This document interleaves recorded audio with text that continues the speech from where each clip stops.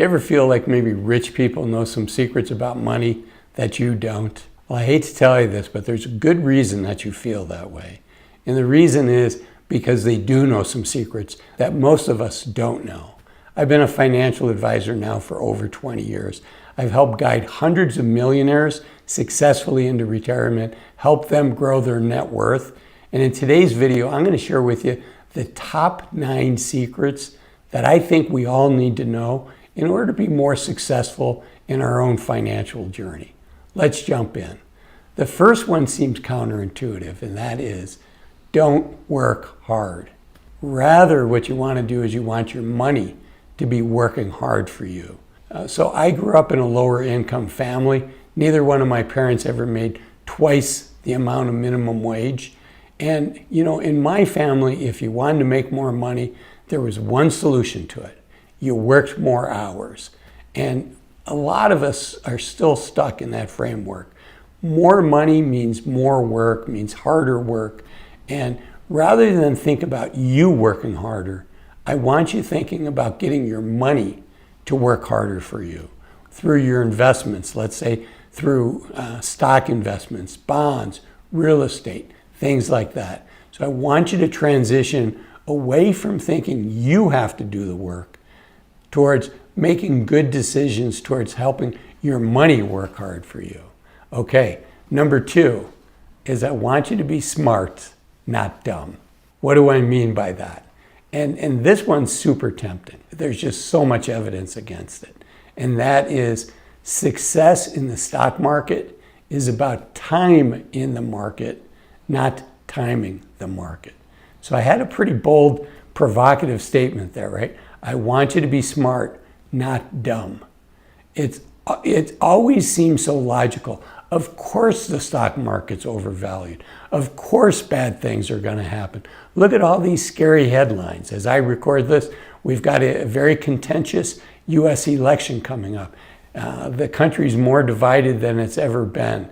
There's wars going on, both in Ukraine and Russia and with Israel and Hamas, right? So there's a saying that Wall Street climbs a wall of worry. And what that means is there's always something to worry about.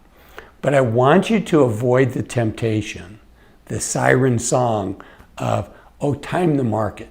Let's sell now and let's get back into the market when things aren't this scary. It's obvious the market's about to collapse.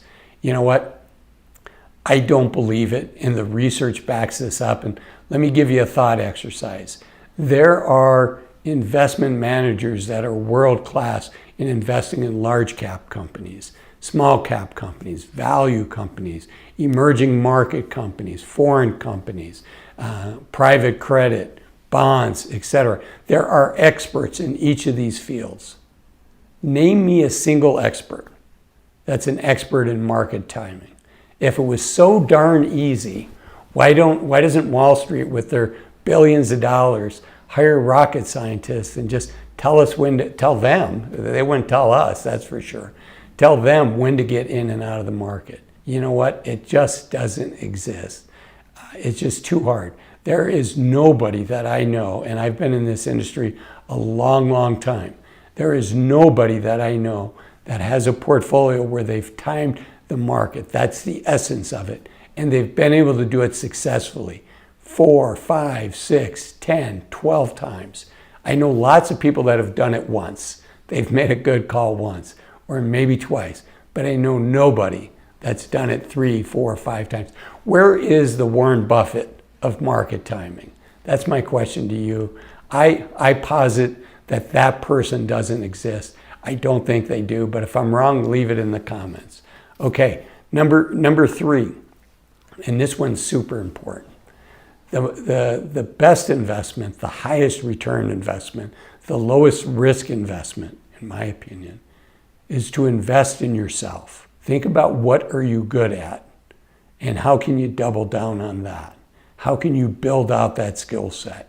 So, maybe you're running a business and you're really good at producing the widgets that you're producing, or you have a service organization and your team is really good at providing a certain service. how can you make sure you're maximizing the value of that investment and giving yourself every chance to grow that? Now, by that I don't mean to put all your eggs in one basket. I do want you to be diversified, but I want you to keep it on your list of things that you invest in. For some folks, like myself, when I first started working, I mentioned I came from a lower middle class family. I had to invest in myself to skill up, to learn additional skills so I could go from making minimum wage to making $1 more than minimum wage, to making 2 times minimum wage, 5 times minimum wage, 10 times minimum wage, etc. And so skilling up, whether that's investing in your business if you have one, or if that's learning a new skill, a new trade. It doesn't necessarily mean going to a 4-year college anymore. There are so many other ways that you can develop a skill in a few weeks. I'm going to give you a quick example. My daughter's a nursing student, and she went from, before she started nursing school, working minimum wage at a local retail store, and maybe, if she was lucky, negotiating an extra 25 cents an hour, to she went to become a certified nursing assistant. It's not right for everybody, a CNA. But she went from making minimum wage to 3 times minimum wage. And now all of a sudden in college, instead of needing to work 20 hours a week to help pay the expenses, now she only needs to work 1 day a week and she can focus on her studies. So that's a really important one. Number 3, invest in yourself. Okay, number 4, these are all super important. This one's the most important one too. Number 4 is I want you to quit trying to impress other people. You know what? The truth is they just don't care. So if you want to buy a new car because you want to buy a new car, go ahead and do that. You've worked hard for your money. I'm a big fan of used cars, but I certainly am not a fan of buying anything to impress anybody, because you know what? They just don't care.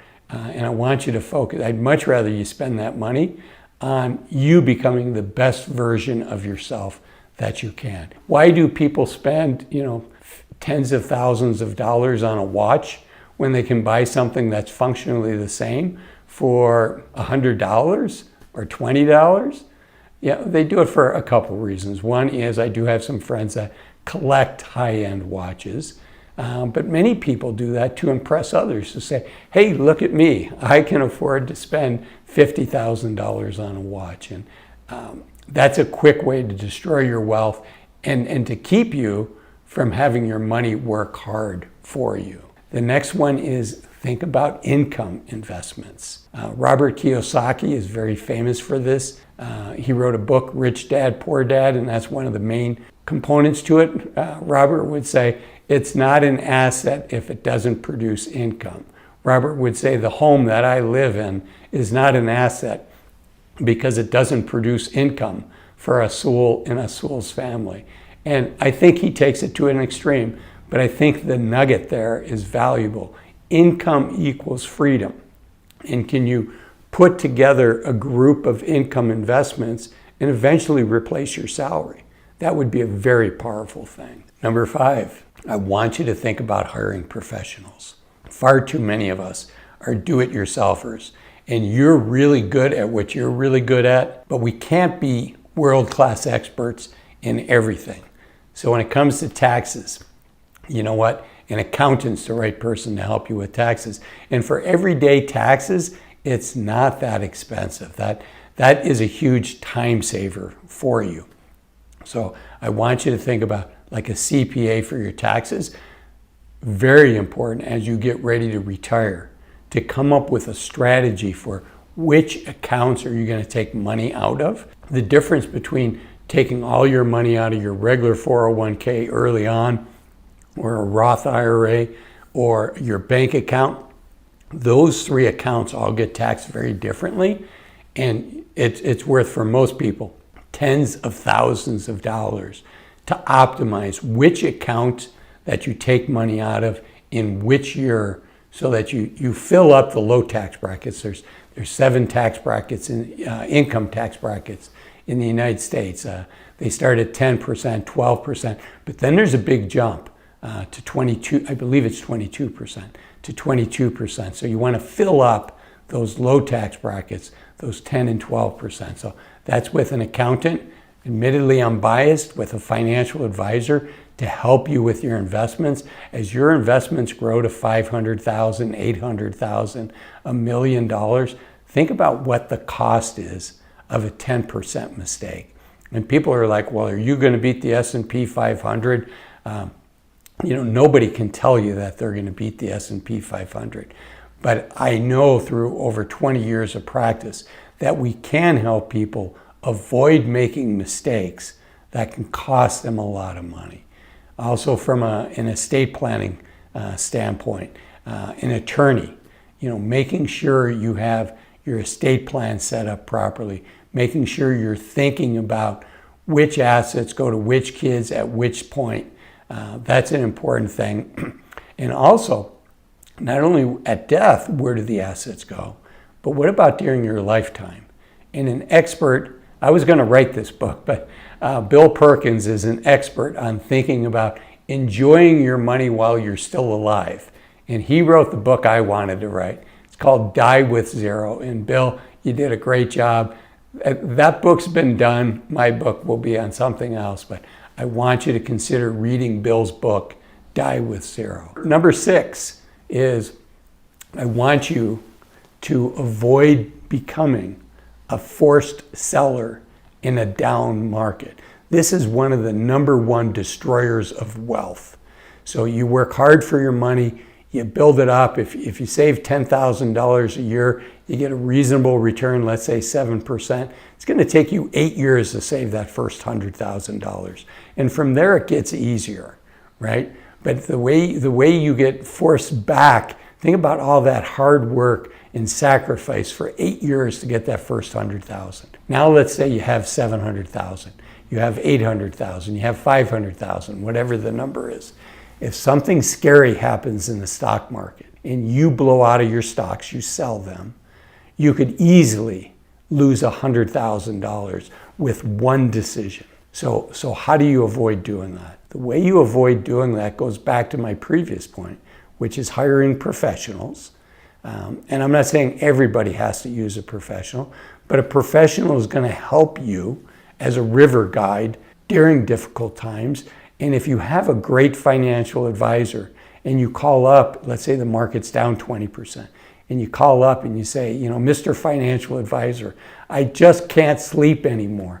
The pain, the anguish, anguish is a word in the English vocabulary that we have. It's different than pain. It's different than fear. It's an acuteness. It's anguish. And you tell your financial advisor, the anguish over my account, I just can't sleep. I lost $100,000. Do you know how hard I worked in the market? And I lost that in 2 weeks, 3 weeks during COVID. If you had $800,000, if you had $500,000 and it was all in the stock market, chances are you lost $100,000 in 2 or 3 weeks. I mean, the drop was just breathtaking. If you were able to stay the course and did not become a forced seller because of the mental pain, then you were fine. You were able to ride it out. So you prevent that from happening 2 things: by having a professional, what I call a river guide with you. And the second is by having the right asset allocation. What percent of your portfolios in stocks? What percent of your portfolios in bonds? Getting that right. So when clients were calling me and said, hey, Azul, I had those conversations. I've lost $100,000 out of my $500,000 portfolio. What are we going to do? And the right answer is, what we're doing to protect you today is the work that we did 5 years ago or 3 years ago, getting the right asset allocation in place. So yes, their portfolio is down, but they don't have to sell. They have bonds in their portfolio where they can meet their living expenses for 3 years, 5 years, 7 years, so they can ride out the storm and not be a forced seller in a down market. Okay, number 7, again, super important. This sounds trite, but I really want you to think about this. Your health is more important than your wealth. You ask anybody that's worth $10 million, that unfortunately, if they're struggling with a cancer diagnosis, if they've had a heart attack and they've got a weak heart, if they've had a stroke and they're paralyzed on half of their body, you ask them if they would trade places with somebody that's got a healthy body, you better believe most of them are going to think very seriously about doing that. And once you start getting towards 60 years old, once you lose your health, it's really hard to get back. So I want you to invest not only in yourself, which I think was point 3, but I also want you to invest in your health. I want you to go to the gym. I want you to invest in a gym membership. I want you to invest in take the time it takes to cook healthy food. Take care of your health. Do what you can, because this is our vehicle. This is our vehicle that's taking us into retirement. And we want the Lamborghini of vehicles. We want to be in as good a health as we can. So we got to put good fuel in it, and we got to do good maintenance. Okay, number 8 is kind of related to the first point. Number 8 is the cardinal sin for rich people. Rich people will tell you this all the time.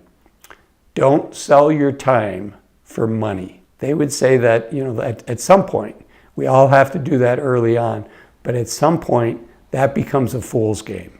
Your time is worth much more than other people are willing to pay you. So don't sell your time for money. Rather, what you want to do is you want to be using your skills, and you want to be making a case for this is the value that I'm adding to the organization. What's the value that you're adding? A lot of people in the United States, we work 40 hours a week. Those of us that work hard, right? Work 50, 60, 70 hours a week. At some point in our lives, that becomes really hard on our bodies. But rich people would tell you, you're much better off investing that time in yourself, and don't work that extra 10 hours a week. Don't work that extra 20 hours a week at your 9-to-5 job. Rather, use that time and invest in yourself. So they would say, number 8, quit trading your time for money. And then the 9th one, this sounds trite, but it's super important. And stick with me, because I got one last thing I'm going to share after this. And that is, I want you to have an emergency fund. I want you to have at least 3 months worth of living expenses in let's say, just your local bank down the street. Very liquid. You can get your hands on the money anytime you want. 3 to 6 months, and as you get older, as you approach 50, 55, maybe even a year's worth of living expenses, particularly if you're planning on continuing to work. The question that I always want you to have 3 to 6 months, right? You break your arm, you have an unexpected $1,000 bill from the hospital, you unfortunately get laid off. I want you to have that money, so not only can you pay that emergency bill without putting it on your credit card and paying 20% interest, but more importantly, if you were to lose your job, I want you to have the optionality. I want you to have the time that you need to find the perfect job for yourself, as opposed to the first job that comes along. Now, as you start approaching your 50s, 55, 60, it becomes harder for us to get jobs, to find another job at the level that we were at, getting paid what we're at. So a question to ask yourself is, if I were to get laid off now, let's say next week, I were to get laid off, would you retire, or would you spend a lot of time and effort trying to replace that job? If you'd want to replace that job, then I want you to have a larger emergency fund, something more than 3 to 6 months is fine. But I think as we get older, studies show, in your 50s, it can take up to a year to find another ideal job for yourself. So think about having a little bit more money in there. 7 months is better than 6. 9 months is better than 7. I think up to a year. So those are the 9 most important items that people have. And then related to all of this, the last point that I want to leave you with is, you know what? You're likely richer than you think. You're likely doing a lot better than what you think. And so I want you to think about watching this video here that's appropriately titled 3 Reasons You're Richer Than You Think. Thanks for watching this video, and I'll see you in there. Bye-bye.